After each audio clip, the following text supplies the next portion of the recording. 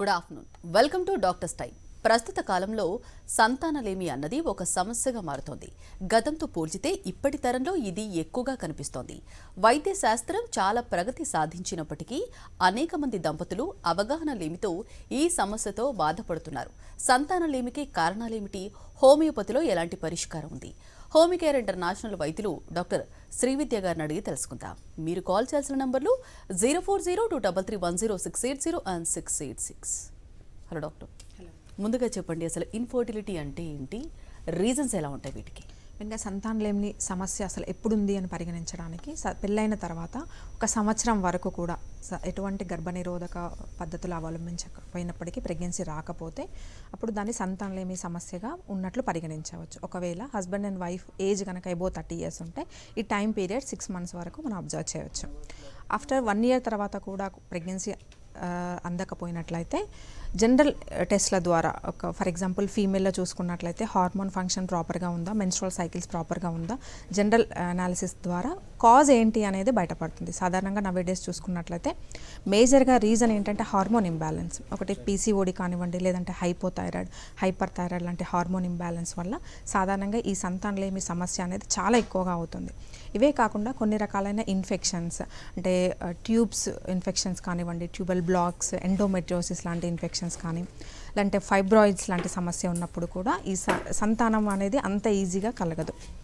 So and ఈ ఇన్ఫర్టిలిటీని 2 రకాలుగా divide చేయొచ్చు. ఒకటి ఫస్ట్ ఏంటంటే primary infertility and secondary infertility. Primary infertility అంటే ఒక్కసారి కూడా గర్భం ధరించినట్లయితే అది ప్రైమరీ ఇన్ఫర్టిలిటీగా పరిగణించవచ్చు. ఈ రీజన్ జనరల్ ఏంటంటే స్ట్రక్చరల్ ఎబ్నార్మాలిటీస్ ఉన్నప్పుడు ఇలా జరుగుతుంది. సాధారణంగా గర్భసంచి ప్రాపర్గా లేనప్పుడు, కొంతమందిలో హైపోప్లాస్టిక్ యూట్రస్ ఉంటుంది, ఏజ్తో పాటు గర్భసంచి అనేది పెరుగుదల లేకుండా ఆగిపోవడం అనేది జరుగుతుంది. ఇలాంటి హైపోప్లాస్టిక్ యూట్రస్ కేసెస్ లాంటివి ఈ primary infertility one of the రీజన్గా చెప్పవచ్చు. సెకండరీ ఇన్ఫర్టిలిటీ అంటే ఒకసారి ప్రెగ్నెన్సీ ధరించినప్పుడు ఒక బేబీ ఉండొచ్చు, లేదు అంటే ఏదైనా రీజన్ వల్ల, ఇన్ఫెక్షన్స్ వల్ల కావచ్చు, లేదంటే టార్చ్ పాజిటివ్ లాంటి సిండ్రోమ్స్ వల్ల రిపీటెడ్గా అబార్షన్స్ అయ్యే ఛాన్సెస్ ఉంటాయి. ఈ 2 సందర్భాలలో ఉన్నట్లయితే అది సెకండరీ ఇన్ఫర్టిలిటీ ఉన్నట్టుగా మనం పరిగణించవచ్చు. ఓకే అండి, మెయిన్గా చూసుకుంటే కనుక ఇన్ఫర్టిలిటీకి అనేది చాలామంది అంటే రూట్ కాజ్ కూడా ఉండే అవకాశం ఉందా వీటికి? చాలామంది అంటూ ఉంటారు కదా, కొంతమందికి లేట్ అయింది అంటారు, కొంతమందికి ఓకే ఫ్యామిలీ హిస్టరీ ఉంది కాబట్టి అంటారు. ఎంతవరకు నిజం అంటారు? ఎస్, ఖచ్చితంగా ఈ ఇన్ఫర్టిలిటీకి రీజన్ అందరిలో ఒకేలా ఉండకపోవచ్చు. కొంతమందిలో పీసీఓడి వల్ల రావచ్చు, లేదంటే కొంతమందిలో యూటరైన్ ఫైబ్రాయిడ్స్ వల్ల ఉండొచ్చు. కొంతమందిలో అన్ని ప్రాపర్గా ఉన్నప్పటికీ, గర్భసంచి నార్మల్గా ఉండి మెన్స్ట్రువల్ సైకిల్స్ రెగ్యులర్గా ఉన్నప్పటికీ కొన్ని రకాలైన ఆటో ఇమ్యూన్ డిసీజెస్ వల్ల ఇమ్యూనిటీ అనేది చాలా డ్రాస్టిక్గా పడిపోతుంది. అంటే స్టీరాయిడ్స్ మీద డిపెండ్ అయి ఉండడం, ఎస్పెషల్లీ రుమటాయిడ్ ఆర్థరైటిస్ లేదంటే సిస్టమిక్ లూపస్ ఎరిథిమాటిస్, ఈ 2 రకాలైన సిస్టమిక్ ఆటో ఇమ్యూన్ డిసీజ్ వల్ల కూడా కొంతమందిలో చిల్డ్రన్ అనేది కావడం అనేది చాలా ఇబ్బందిగా తయారవుతుంది. సో కొంతమందిలో డిపెండ్స్ ఆన్ పర్సన్, అందరిలో ఒక రీజన్ అనేది ఉండకపోవచ్చు. ఓకే అండి, అంటే మెయిన్గా ఇన్ఫర్టిలిటీలో చూసుకుంటే కనుక ప్రైమరీ సెకండరీ చెప్పారు. అంటే స్టేజ్ని బట్టి ఎలా అనుకోవాలి? లక్షణాలు ఏమైనా ప్రత్యేకంగా కనిపిస్తుందా ప్రైమరీకి సెకండరీకి? ఎస్, ఖచ్చితంగా 2 వేర్వేరు కారణాల వల్ల ఉండొచ్చు. ప్రైమరీ ఇన్ఫర్టిలిటీ రీజన్స్ కనుక చూసుకుంటే ఒకటి మేల్ సైడ్ రీజన్స్ ఉండొచ్చు, లేదంటే ఫీమేల్ సైడ్ అయినా ఉండొచ్చు. మోస్ట్లీ ఏంటంటే ఎస్పెషల్లీ ఫీమేల్ సైడ్ చూసుకున్నట్లయితే స్ట్రక్చరల్ అబ్నార్మాలిటీస్ ఉండడం, లేదంటే ట్యూబల్ బ్లాక్స్ ఉండడం కానివ్వండి, లేదంటే సిస్టమిక్ డిసీజెస్ లాంటివి ఉండడం, ఇలాంటివన్నీ కూడా female side one of the రీజన్గా చూడవచ్చు. బట్ సెకండరీ ఇన్ఫర్టిలిటీకి mostly age factor one of the major రీజన్గా చెప్పుకోవచ్చు. ఎస్పెషల్లీ 35 years ఫీమేల్స్లో ఏమవుతుందంటే ఒవేరియన్ రిజర్వ్ ఏఎంహెచ్ హార్మోన్ అనేది పడిపోవడం వల్ల ఏజ్ ఫ్యాక్టర్ అనేది మేజర్గా సెకండరీ ఇన్ఫర్టిలిటీకి one of the cause. And second thing ఏంటంటే పెల్విక్ ఇన్ఫ్లమేటరీ డిసీజెస్ ఉంటాయి. కొన్ని రకాల బ్యాక్టీరియాలు కానివ్వండి, టాక్సోప్లాస్మోసిస్ బ్యాక్టీరియా వల్ల, లేదంటే అదర్ వైరల్ డిసీజెస్ వల్ల కూడా ఈ ప్రెగ్నెన్సీ అనేది రావడం చాలా కష్టంగా తయారవుతుంది. ఓకే, ఇన్ కేస్ ఇప్పుడు పీసీఓడి ఉంటే ఇన్ఫర్టిలిటీకి దారితీస్తుందా? ఎస్, పీసీఓడి అనేది ఒక హార్మోన్ ఇంబ్యాలెన్స్. 15 years నుంచి 35 years ఏజ్ గ్రూప్ ఉమెన్లో చాలా కామన్గా చూస్తున్నాం నవేడేస్ చూసుకున్నట్లయితే. పీసీఓడి అంటే ఏంటంటే సాధారణంగా ఓవరీలో ఉండవలసిన అండాశయంలో ఉండాల్సిన ఎగ్స్ అనేవి రిలీజ్ అవ్వకుండా ఆ ప్లేస్లో నీటి బుడగలు, వాటర్ బబుల్స్ తయారవ్వడాన్ని పీసీఓడి అనే డయాగ్నోసిస్ ద్వారా మనం చెప్తుంటాం.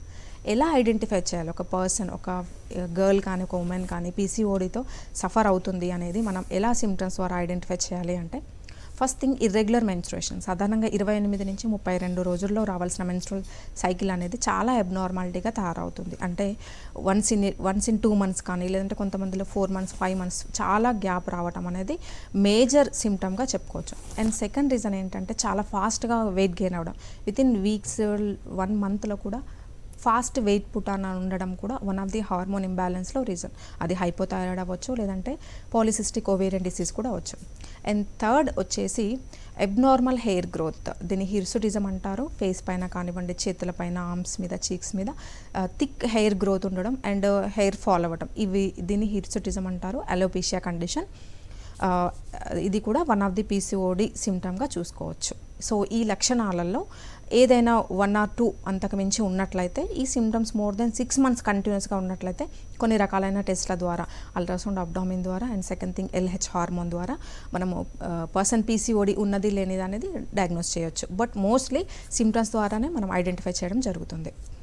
ఓకే అండి, అంటే మరి పీసీఓడి అలాగే పీసీఓఎస్ అంటే ఏంటంటే రెండింటి మధ్య డిఫరెన్స్ ఏంటంటారు?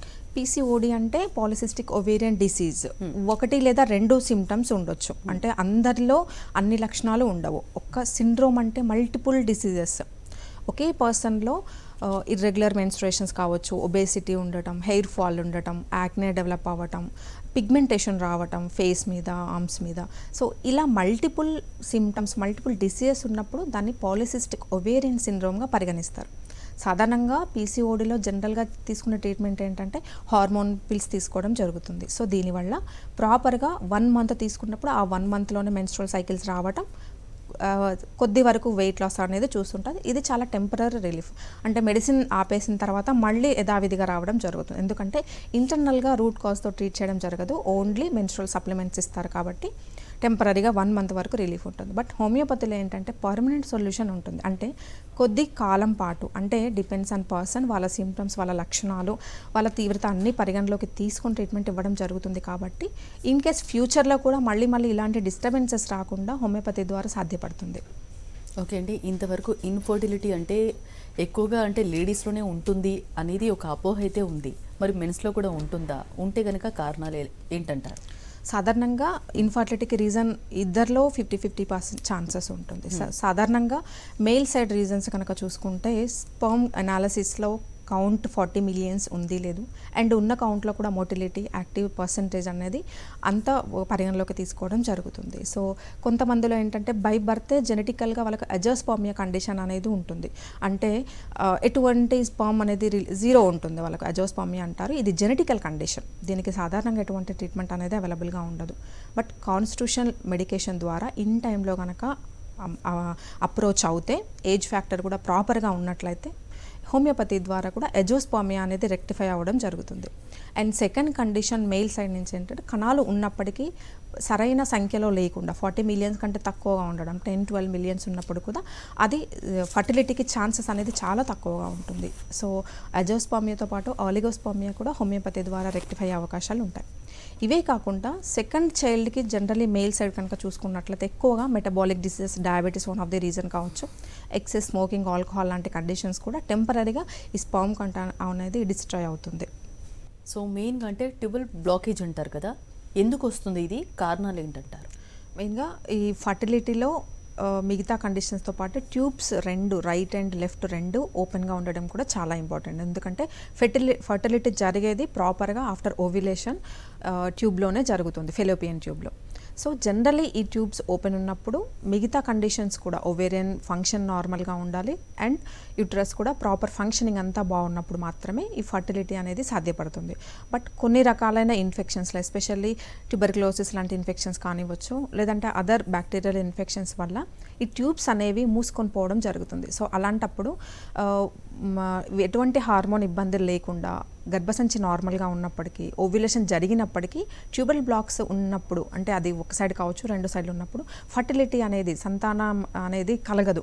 సో ట్యూబ్స్ 2 ఓపెన్ ఉండడం అనేది చాలా ఇంపార్టెంట్. ఇది మనము HSG అనే టెస్ట్ ద్వారా ఐడెంటిఫై చేస్తారు. ట్యూబ్స్ 2 ఓపెన్ ఉంది, లేదంటే 1 side బ్లాక్ ఉండొచ్చు, లేదంటే 2 వైపులా కూడా బ్లాకేజ్ అనేది ఉండొచ్చు. సో ఈ ట్యూబల్ బ్లాక్స్కి సాధారణంగా అందరూ అవగాహన లేకుండా డైరెక్ట్ లాప్రోస్కోపీకి వెళ్ళడం జరుగుతుంది. కొన్ని కేసెస్ సక్సెస్ అవ్వచ్చు, లేదంటే సక్సెస్ లేకుండా కూడా మిగిలిపోవచ్చు. బట్ హోమియోపతి ద్వారా యాంటీ మయాజమాటిక్ ట్రీట్మెంట్స్ ద్వారా ట్యూబల్ బ్లాక్ అనేది కూడా ఓపెన్ అవ్వడం సాధ్యపడుతుంది.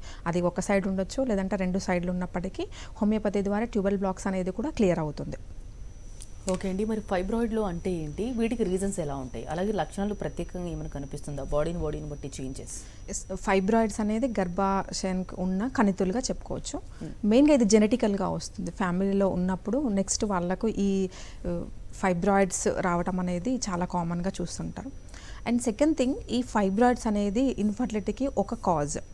బట్ అన్ని రకాలైన ఫైబ్రాయిడ్స్ ఇన్ఫర్టిలిటీకి దారితీయవు. కొన్ని రకాల ఓన్లీ సబ్సిరోజల్ ఫైబ్రాయిడ్స్ మాత్రమే ఇన్ఫర్టిలిటీకి దారితీయడం జరుగుతుంది. ఎందుకంటే ఇవి చాలా ఫాస్ట్గా పెరగడం వల్ల ఇన్ కేస్ కన్సీవ్ అయినప్పటికీ రిపీటెడ్గా అబార్షన్స్ ద్వారా సాధ్యపడుతుంది. సో సబ్మ్యూకోజల్ కానీ other type of the fibroids వల్ల మిగతా అంత ప్రమాదకరమైన ప్రాబ్లం ఏమీ ఉండదు. Only subserosal fibroids one of the కాజ్గా చూడొచ్చు. సో ఎలా ఐడెంటిఫై చేయాలి అంటే, ఒకటి అల్ట్రాసౌండ్ అబ్డామిన్ ద్వారా చూసుకోవచ్చు. కొన్ని రకాలైన లక్షణాలు, పొత్తి కడుపు నొప్పి రిపీటెడ్గా రావడం, లేదంటే మెన్స్ట్రల్ బ్లీడింగ్ అనేది నార్మల్ డేస్ కాకుండా ప్రొలాంగ్డ్గా ఉండడం, కొన్ని వీక్స్ 10 days వరకు కూడా కంటిన్యూగా ఉండడం, continuous pelvic pain and stomach అనేది సైజ్ పెరగడం, ఈ లక్షణాలు ఉన్నట్లయితే అల్ట్రాసౌండ్ అబ్డామిన్ ద్వారా ఫైబ్రాయిడ్స్ ఉన్నది లేనిది అనేది మనం డిటెక్ట్ చేయడం జరుగుతుంది. ఓకే అండి, మెయిన్గా అంటే ట్యూబెక్టమీ చేయించుకున్న తర్వాత ఇన్ కేస్ మళ్ళీ కన్సీవ్ అవ్వాలనుకుంటే కనుక మళ్ళీ రీజన్స్ ఎలా ఉంటాయి వీటికి? మెయిన్గా ఇది సెకండరీ ఇన్ఫర్టిలిటీ కింద కన్సిడర్ చేయొచ్చు. సో సెకండరీ ఇన్ఫర్టిలిటీ మెయిన్గా హోమియోపతి ఏంటంటే కాజ్ ఏంటనే దాన్ని బట్టి ట్రీట్ చేయడం జరుగుతుంది. ఎక్కువ స్కోప్ ఎక్కడ ఉంటుంది అంటే హార్మోన్ డిజార్డర్స్లో కానవచ్చు, పీసీఓడి అండ్ హైపోథైరాయిడ్ లాంటి ప్రాబ్లమ్స్ అండ్ ట్యూబల్ బ్లాక్స్, ఈ 3 కండిషన్స్లో హోమియోపతి స్కోప్ అనేది ఎక్కువగా ఉంటుంది. ఎస్పెషల్లీ థైరాయిడ్ డిజార్డర్స్, హైపోథైరాయిడ్ కానివ్వండి, hyper thyroid, TSH stimulating hormone అనేది మన బాడీ గ్రోత్, మైండ్ గ్రోత్తో పాటుగా ఈ ఫర్టిలిటీ రీజన్కి వచ్చేసరికి ఓవమ్ గ్రోత్కి కూడా ఈ థైరాయిడ్ హార్మోన్స్ అనేవి చాలా ఇంపార్టెంట్. ఎబ్నార్మల్గా ఉన్నప్పుడు అండ్ సప్లిమెంట్స్ మెడికేషన్ తీసుకున్నప్పటికీ కంట్రోల్లో ఉండకుండా ఉండటం వల్ల ఈ ఇన్ఫర్టిలిటీకి దారితీసే ఛాన్సెస్ ఉంటుంది. ఎస్పెషల్లీ హైపోథైరాయిడ్లో కాంప్లికేషన్స్ ఎక్కువగా ఉంటాయి. అంటే ఒక ఫీమేల్ కన్సీవ్ అయినప్పటికీ హైపర్ థైరాయిడ్ అంటే T3, T4 అనేవి చాలా ఎబ్నార్మల్గా ఎక్సెస్ అవ్వడం, టీఎస్హెచ్ అనేది పడిపోవడం వల్ల రిపీటెడ్గా అబార్షన్స్ అవ్వడం, ఫీమేల్ కంప్లీట్గా వెయిట్ లాస్ అవ్వడం, ఇవన్నీ కూడా హైపర్ థైరాయిడ్లో చూస్తుంటారు. హైపోథైరాయిడ్ కంటే హైపర్లో కాంప్లికేషన్స్ ఎక్కువగా ఉంటాయి. సో వీటికి కూడా హోమియోపతి కాన్స్టిట్యూషనల్ మెడికేషన్ కనుక తీసుకుంటే వితిన్ 6 to 8 monthsలో ఈ థైరాయిడ్ ఇంబ్యాలెన్స్ అనేది కరెక్ట్ చేయడం జరుగుతుంది. ఓకే, మెయిన్గా ఇన్ఫర్టిలిటీలో చూసుకుంటే కనుక ఇన్వెస్టిగేషన్స్ ఏ విధంగా ఉంటాయి, అలాగే ఎలా ట్రీట్ చేస్తారు ఎస్పెషల్లీ హోమియోపతిలో? మెయిన్గా ఇన్వెస్టిగేషన్స్ డిపెండ్స్ ఆన్ ప్రాబ్లం. అంటే జనరల్లీ ఏజ్ గ్రూప్లో వచ్చారు అండ్ ప్రొఫైల్ హార్మోన్ ప్రొఫైల్ అనేది చేయించడం జరుగుతుంది. ఎస్పెషల్లీ ప్రైమరీ ఇన్ఫర్టిలిటీ కనుక చూసుకుంటే అల్ట్రాసౌండ్ అబ్డామిన్ ద్వారా గర్భసంచి నార్మల్గా గ్రోత్ ఉంది లేనిది, అండ్ ఇన్ కేస్ ఏమైనా హార్మోన్ ఇంబ్యాలెన్స్ ఉన్నా కానీ పీసీఓడి అనేది మనకు బయటపడడం జరుగుతుంది. ఫోర్మోస్ట్ అన్నిటికంటే కూడా ఇంపార్టెంట్ హిస్టరీ అనేది చాలా ఇంపార్టెంట్. మ్యారిటల్ లైఫ్తో పాటుగా హస్బెండ్ అండ్ వైఫ్ ఏజ్ పరిగణలోకి తీసుకోవడం, మెన్స్ట్రల్ సైకిల్స్ ప్రాపర్గా ఉందా, ఇవన్నీ కరెక్ట్గా అనాలిసిస్ చేసి కాజ్ అనేది బయటపడడం జరుగుతుంది. సో దానికి తగ్గట్టుగా ఎస్పెషల్లీ పీసీఓడి లాంటి లైఫ్ స్టైల్ ప్రాబ్లమ్స్ కనుక ఉన్నట్లయితే మెడికేషన్తో పాటుగా మనం తీసుకునే జాగ్రత్తలు కూడా చాలా ఇంపార్టెంట్. మెయిన్గా ఎక్సెస్ వెయిట్ కనుక ఉన్నట్లయితే అదర్ మెడికేషన్ సపోర్ట్తో కానీ లేదంటే ఆహారపు అలవాట్లు చేంజ్ చేయడం వల్ల ఎక్సెస్ వెయిట్ రెడ్యూస్ చేయడం చాలా ఇంపార్టెంట్. సో ఇవన్నీ మెయింటైన్ చేసినట్లయితే మెడికేషన్తో పాటు అండ్ ఆహారపు అలవాట్లు మెయింటైన్ చేయడం, ఇవన్నీ ప్రాపర్గా మెయింటైన్ చేస్తే ఎస్పెషల్లీ పీసీఓడి, హైపోథైరాయిడ్ లాంటి ప్రాబ్లంలో ఇవి చాలా హెల్ప్ అవుతుంది. అంటే మీరు ఆల్రెడీ డైట్ గురించి చెప్తున్నారు కదా, ఎలాంటి డైట్ ఉంటుంది? ఆఫ్టర్ ట్రీట్ ఉంటుందా, before treat? Along with treatment మెడికేషన్తో పాటుగా డైట్ అనేది అడ్వైస్ చేయడం జరుగుతుంది. ఎక్కువగా హార్మోన్ ఇంబ్యాలెన్స్తో సఫర్ అవుతున్న వాళ్ళలో ఈ డైట్ రోల్ అనేది చాలా ఉంటుంది. హైపోథైరాయిడ్ కానీ లేదంటే పీసీఓడి లాంటి ప్రాబ్లమ్స్ కానీ లేదంటే ఆల్రెడీ ఒబేసిటీ ఉన్న వాళ్ళలో ఈ 3 ఫ్యాక్టర్స్లో డైట్ రోల్ అనేది చాలా ఎక్కువగా ఉంటుంది. సో వీళ్ళకి ఏమని అడ్వైస్ చేస్తుంటారంటే జనరల్గా కార్బోహైడ్రేట్ ఆహారం అనేది తగ్గించేసి ఫైబర్, న్యూట్రిషియస్ ఫుడ్ ఎక్కువగా తీసుకుంటూ ఎవ్రీడే ఫిజికల్ యాక్టివిటీ కనుక మెయింటైన్ చేస్తూ అలాంగ్ విత్ హోమియోపతి మెడికేషన్ కనుక తీసుకుంటే ఈ పీసీఓడి లాంటి లేదంటే హైపోథైరాయిడ్ లాంటి హార్మోన్ ఇంబ్యాలెన్స్ ఏదైనా కానీ చాలా ఫాస్ట్గా తగ్గిపోతుంది. ఓకే, మరి హైపోథైరాయిడ్కి కూడా అంటే ఎలా ట్రీట్ చేస్తారు హోమియోపతిలో? హైపోథైరాయిడ్ అసలు ఫస్ట్ ఆఫ్ ఆల్ ఎలా ఐడెంటిఫై చేస్తారు అంటే థైరాయిడ్ మనకు మెడ భాగంలో ఉండే ఒక గ్లాండ్. సో దాని నుంచి T3 T4 అనే బేసిక్ హార్మోన్స్ రిలీజ్ అవుతాయి. ఇవి ఈవెన్ బై బర్త్ అప్పటి నుంచి కూడా అడల్ట్ వరకు కూడా ఈచ్ అండ్ ఎవ్రీ మెటబాలిజం వరకు, అంటే శ్వాస వ్యవస్థ మెయింటైన్ చేయడం, జీర్ణ వ్యవస్థ మెయింటైన్ చేయడం, అండ్ ఫీమేల్లో చూసుకున్నట్లయితే రిప్రొడక్టివ్ సిస్టమ్, ఏ సిస్టమ్ అన్న ప్రాపర్గా మెయింటైన్ చేయడానికి ఈ థైరాయిడ్ హార్మోన్స్ అనేవి చాలా ఇంపార్టెంట్. ఏదైనా రీజన్ వల్ల, అదర్ జెనెటికల్ కావచ్చు, లేదంటే in between stress related cause వల్ల కూడా ఈ T3 T4 హార్మోన్స్ అనేవి ఇంబ్యాలెన్స్ అయినప్పుడు కాంపెన్సేటరీగా TSH అనేది ప్రొడ్యూస్ అవ్వడం జరుగుతుంది. So depends on TSH.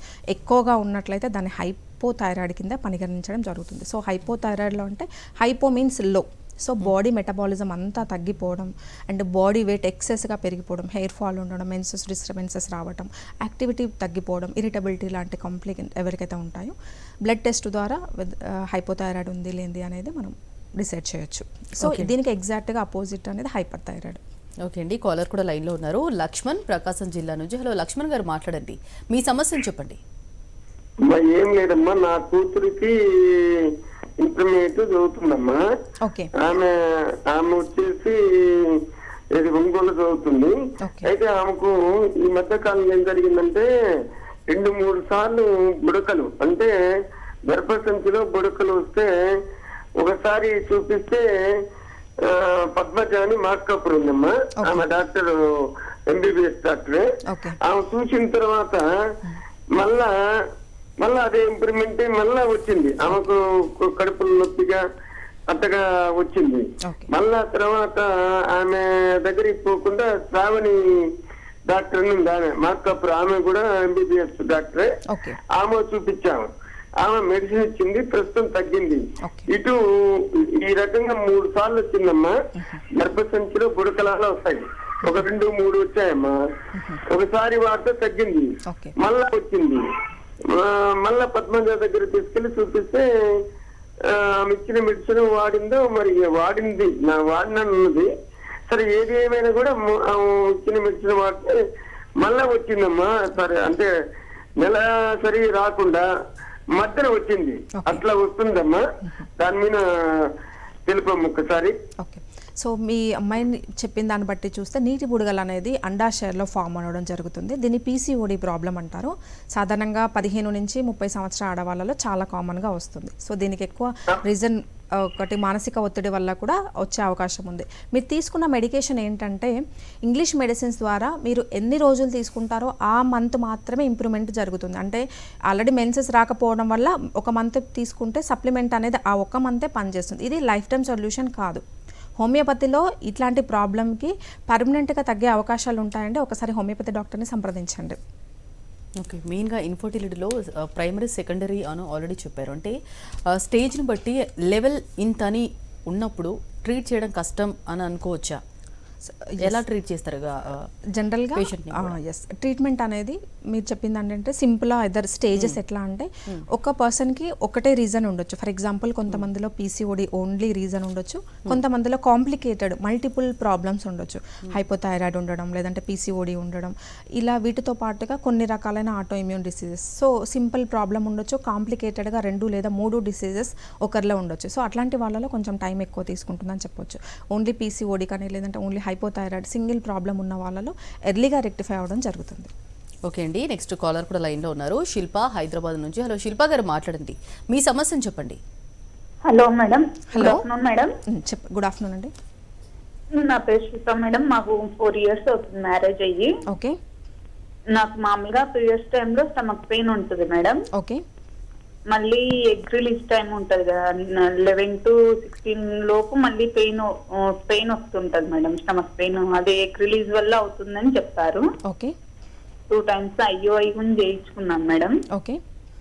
Success కావట్లేదు.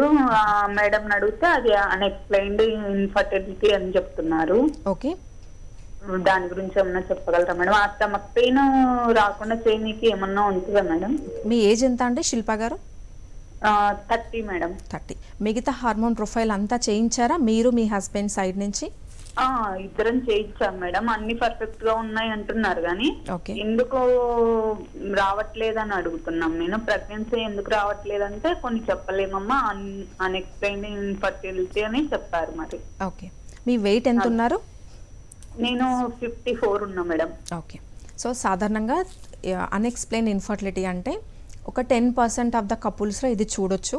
అన్ని రిపోర్ట్స్ నార్మల్గా ఉండడం, మేల్ సైడ్ నుంచి ఫీమేల్ సైడ్ నుంచి ఉన్నప్పటికీ చాలా కొద్ది మందిలో ఇలా జరగడం జరుగుతుందండి. దీనికి హోమియోపతిలో మీకు సాధ్యపడుతుంది. ఐయుఐ కానీ ఐవీఎఫ్ లాంటి ఆర్టిఫిషియల్ మెథడ్స్ అవసరం లేకుండా హోమియోపతి ద్వారా కన్సీవ్ అయ్యే ఛాన్సెస్ ఉంటుంది, first thing. And second thing ఏంటంటే, మీకు మెన్సెస్ వచ్చినప్పుడు అబ్డోమిన్ పెయిన్ రావడం అనేది కొద్ది వరకు కామన్, బట్ అబ్నార్మల్గా ఎక్సెస్గా ఉండడం అనేది డిస్మనోరియా అంటారండి. ఇది ఒక క్లినికల్ కండిషన్, హార్మోన్ ఇంబ్యాలెన్స్గా కూడా పరిగణించవచ్చు. ఇవి రెండు కూడా మీకు హోమియోపతి ద్వారా సాధ్యపడుతుంది. ప్రీవియస్గా చేయించిన రిపోర్ట్స్ ఏదైతే ఉందో ఒకసారి తీసుకుని డైరెక్ట్గా హోమియో కేర్ని అప్రోచ్ అవ్వండి.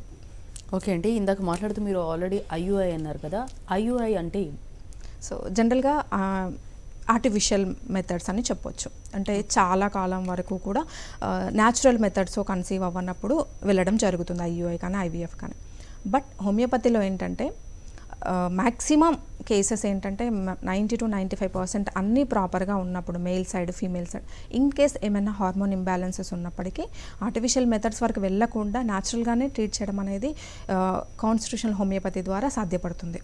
ఇందాక ఆల్రెడీ కాలర్ చెప్పినట్టు కూడా, అంటే చెప్పలేని కొన్ని కారణాల వల్ల అవుతుంది అని, అంటే అతి కొద్ది మందిలో, అంటే ఎందుకు వాళ్ళు కన్సీవ్ అవ్వచ్చా, అంటే హోమియోపతి ట్రీట్మెంట్ తీసుకుంటే ఎంత టైం పీరియడ్ అనేది ఉంటుంది వాళ్ళకి? ఎస్, దీన్ని అన్ఎక్స్ప్లెయిన్డ్ ఇన్ఫర్టిలిటీ అంటారు. ఎటువంటి రీజన్ ఉండదు, బట్ కన్సీవ్ అవ్వడం జరగదు, చాలా కొద్ది మందిలోనే కనిపిస్తుంది ఇది.